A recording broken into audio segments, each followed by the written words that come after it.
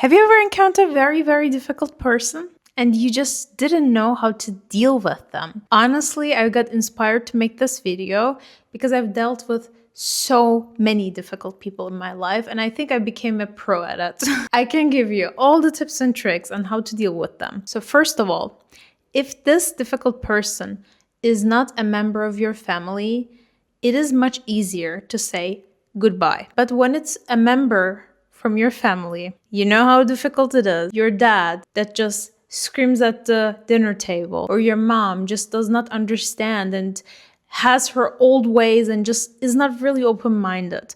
And you just wish that they were different or they might change. So first off, this difficult person might be your husband, your dad, your mom, your sibling, and you just love them.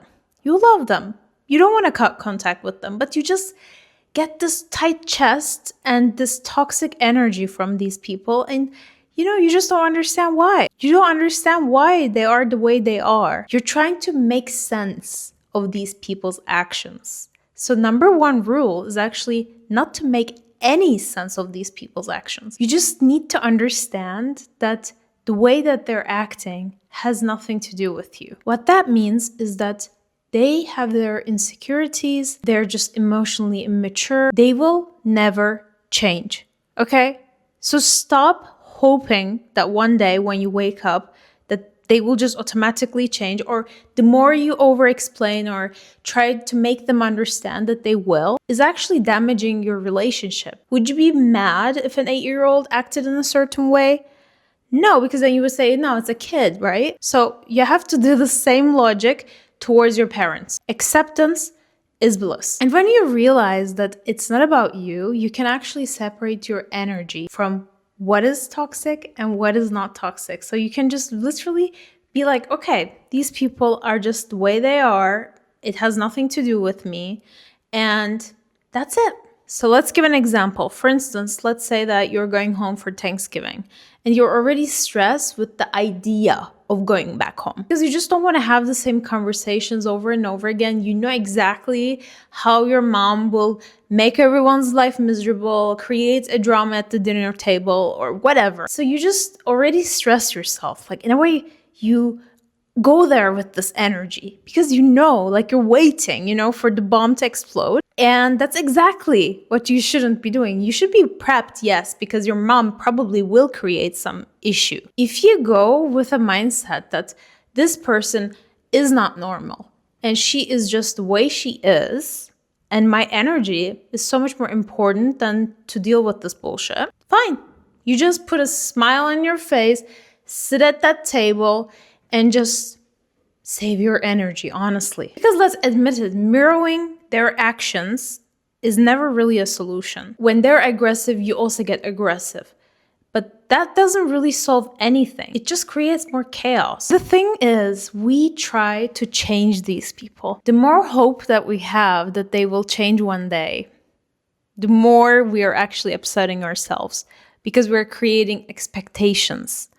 And expectations create a lot of sadness, to be honest. And maybe you're mad because you wanted a mom or dad that was more present, that was more easy to talk to.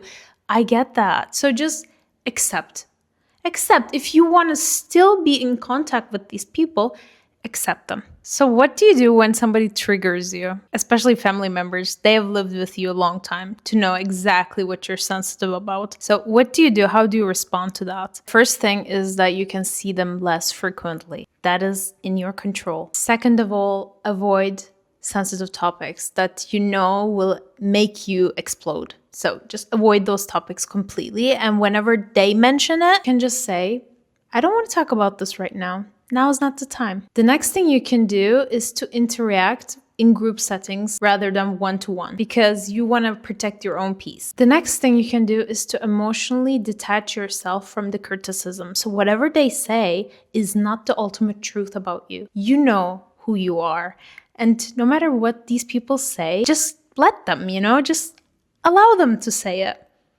You just don't have to agree. You can say, I don't agree with you, but that's fine. That's your point. That's the way you see it. And try to respond in a calm way rather than being emotional.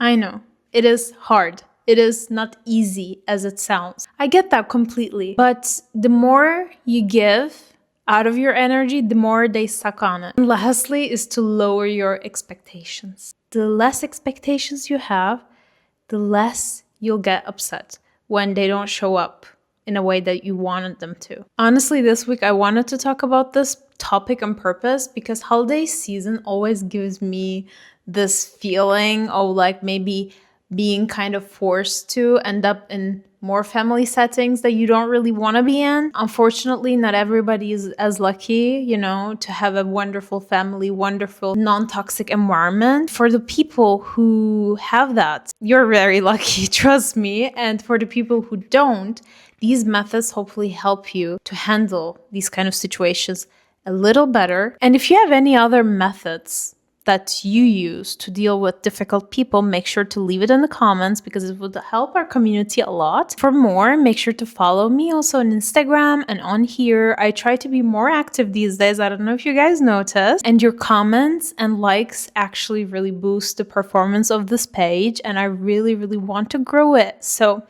make sure to support me, please. I already plan to film so many different types of videos on here, so very excited about that, and hopefully I'll see you on the next one.